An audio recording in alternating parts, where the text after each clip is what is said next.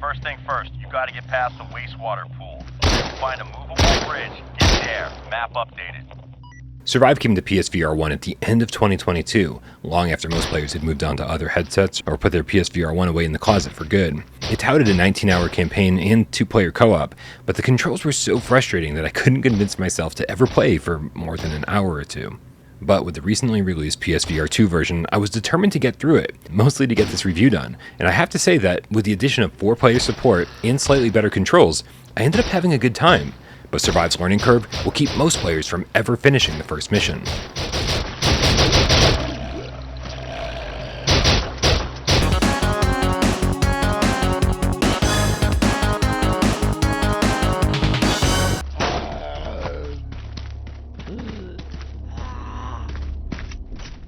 Now, SURV is no Arizona sunshine, which becomes apparent when you step out into the very first level.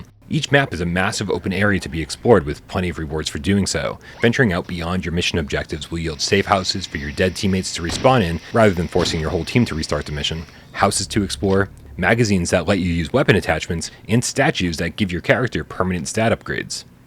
Doing all this side stuff will take some dedication, mostly because it'll double or triple your playtime, but also because when you're out there trying to survive, you'll instinctively want to run directly to your mission objective. Now, I skipped a lot of this stuff early on, but I don't think you should.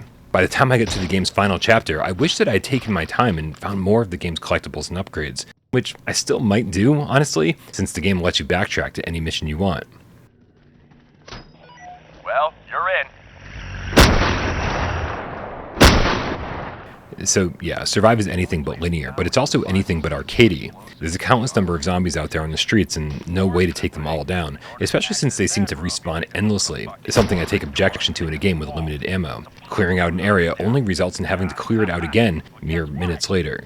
And since the developers were going for realism, all weapons need to be manually reloaded, and inventory space is severely limited, which means you only have a few spots for ammo clips, magazines, health sprays, and mission items. Plus, you're going to wish you had more than 2 hands, because without a HUD or a minimap, you constantly need to check your tablet, all while carrying mission items in one hand and holding weapons in the other that require 2 hands to manually reload. All of this combined will cause you to avoid combat whenever possible, bobbing and weaving between zombies and ignoring insanely powerful shotguns and automatic weapons in favor of holding an axe in one hand and a map in the other.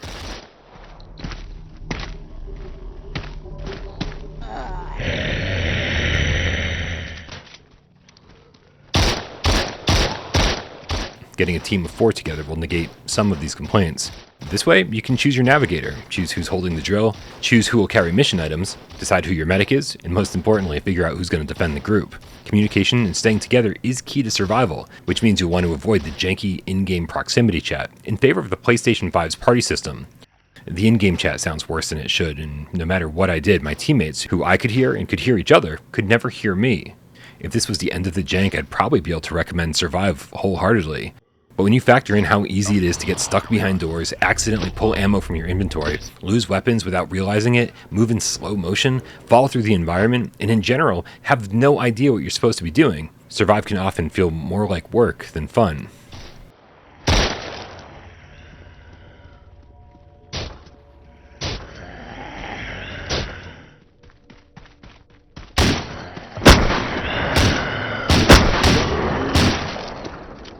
SURV's environments don't come off as terribly impressive either, especially at first. The muted colors, drab low-res textures, and Silent Hill level of fog in the main map are kind of depressing, and not in that zombie apocalypse kind of way. But once you hit the sewers, and especially the final map, things improve substantially. It seems that when this game hit Steam Early Access, each chapter came out one at a time. So when you're playing through the entire game on PSVR2, you can actually see the developers getting better at including variety and getting better at level design over the course of the 3 main maps, which means the back half of the game looks and plays better than the front half. The final chapter specifically features way more variety than Chapter 1 and 2 combined, so if you're not thrilled with the first map, just know that things get much better as you go. Unfortunately, there's nothing special about the way SURV implemented adaptive trigger support, haptics, or headset rumble either. So while SURV never looks like a PSVR2 game, it never feels like much of one either.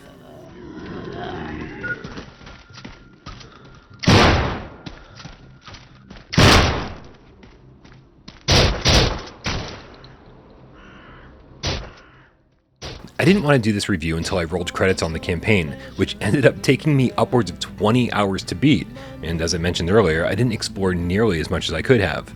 But what I didn't expect was that the other two modes, survival and time trials, would be so substantial and nearly full games themselves. Survival mode gives each player their own house with a crate to save items in, adds an XP system with multipliers for staying with your teammates and keeping yourself well fed and hydrated, and throws you into a giant map with all new missions. It's tough, but for anyone who played the campaign and just needs more, the survival mode will give you exactly what you're looking for.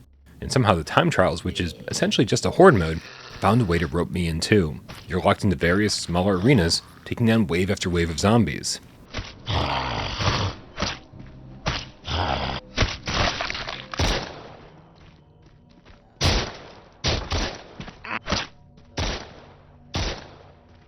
There's something about Survive that I really love. I'd never want to play it alone, but with friends who were patient enough to endure the entire campaign with me, it was fun getting from objective to objective, backtracking ad nauseum through the city, and overcoming what seemed like impossible odds.